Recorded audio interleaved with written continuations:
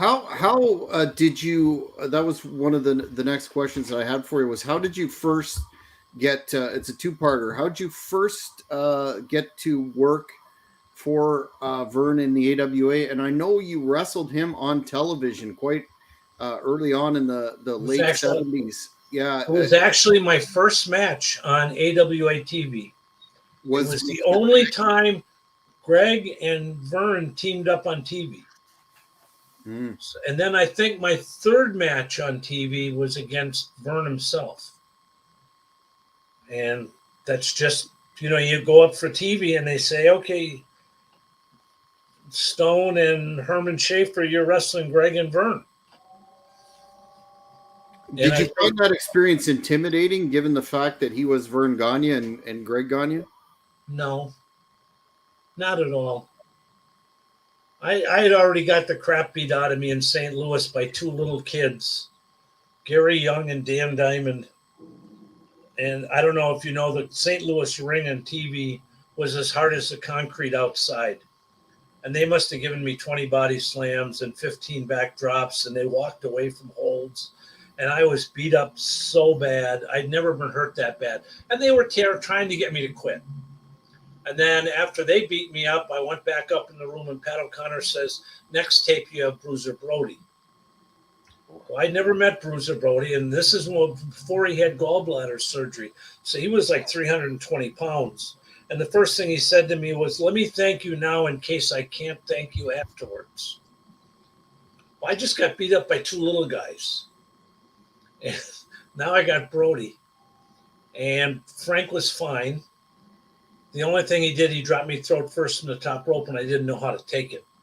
So I took it with my throat, which could have been bad. It didn't. It was okay.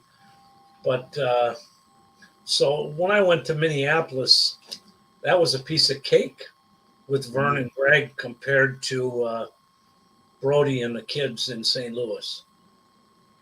You had so many notable opponents in the AWA. I just wanted to ask you about a couple that jump out.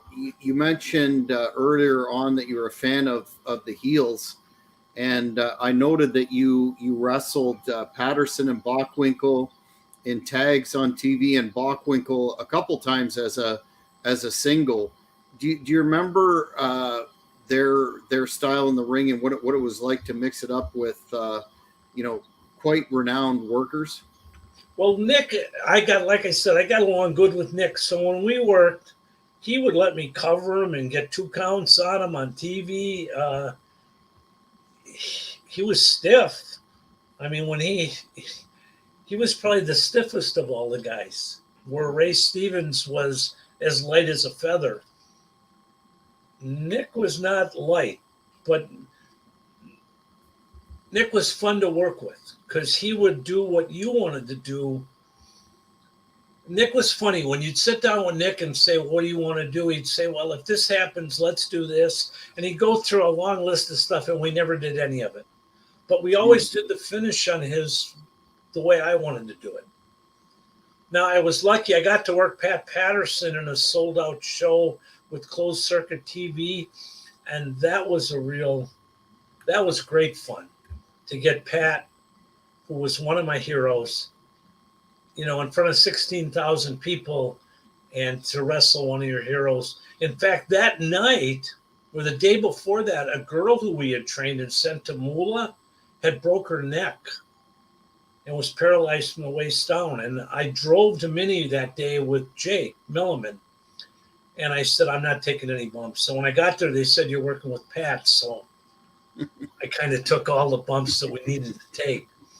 But Pat was a trip to work with. Everyone knows Pat was gay. And we're getting the instructions from the referee. And he goes, kid, just remember, if I get behind you, you're fucked. And then I was a baby face for that match. And I'm making my comeback, and he's on his knees going, kiss me on the lips, Mary. So, I mean, that was his idea of ribbing, correct? Yes. But, I mean, I worked with, guys like Martel, and I worked with these guys in house shows, and Barron and Dr. D and Bobby Heenan, and so Jerry Blackwell. I wrestled all of the guys in the AWA almost. Yep. What about Jesse Ventura? I know you did a I never shot wrestled Jesse. No. No, I never got to wrestle Jesse Hmm. because I was usually the heel on TV. So if you have that written down somewhere, I never did. Interesting. But we got lots of sorry, Jesse Tom. was We got lots of misinformation on this. Well, there was another promotion. I mean, I know WCW used some guy and they called him Tom Stone. And I know someone else used Steve Hall somewhere, which is what I was called in Kansas City and Mid-South. So it was a rib. It was part of the business. Yeah, we looked up a photo of you in WCW earlier, and it was quite clear that it wasn't you against Steve Austin. Never worked there.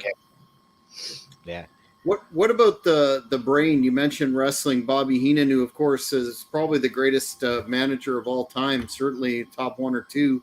Well, if you talk to Nick, he was the greatest wrestler of all time because he could replace anybody, and no one would want their money back. Right? If it was Nick and Ray in the tag team championship, and one of them didn't show, and Bobby took his place, nobody asked for the money back. Mm-hmm. I wrestled Bobby one night in Sheboygan. No, maybe it was Fond du Lac. And he, all the big bumps he took, he did not know how to get taken down by the hair. Because, he got a top wrist lock on me, and as a heel, I took him down by the hair. He didn't know that all he did was sit down. He didn't know how to do it. But Bobby I like Bobby. Yeah, that's interesting that he was that versatile with respect to his talents, but his abilities in the ring are not as trumpeted, given the fact that he was the manager in the WWF for a long time. Before I tag over to Morris, I wanted to ask you about your time in the AWA wrestling Hulk Hogan several times, both in 2-on-1 handicaps and a single or two, if the information's correct. Wrestled him several times. Hulk and I were friends. In fact, I stayed at his house a couple times when I had to fly back to Milwaukee to go to work on Monday morning if I stayed over for TV. But Hulk had a nasty habit when he beat you. He'd cover you with his crotch in your face. So I kind of bit down on his balls a little and let him know that while he was posing, he was not in control of the moment. But Terry was fine. He was a good guy to me. Now, I hear all the people who don't like him in the business, but I think that was more jealousy that he was on top for so long. And I got along good with him because he knew I was no threat to his position. What do you think about Vern's steadfast refusal to put the belt on him and all the Dusty style finishes where he apparently went over on Bockwinkel, and then some who say that if Vern would have pulled the trigger on him, made him champion, there wouldn't have been that Vince McMahon national expansion, at least not at that time. Yeah, there probably wouldn't have been, but it wouldn't have stopped Vince. Vince would have just offered him so much money that he would have left anyways. Because what Vern didn't give him that Vince gave him was a part of the concessions. He got a lot from all the stuff that WWF was selling, and Vern wouldn't do that.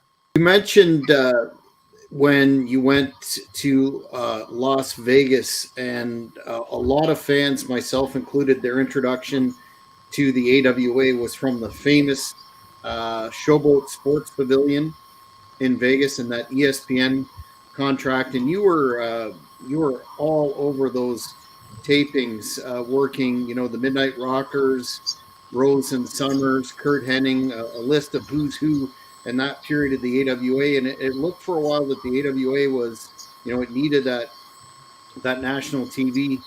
what do you remember specifically about working for the AWA at that time? Those competitors, as well as being in the Showboat, which when I went to Las Vegas, I found out was demolished about 20 years ago.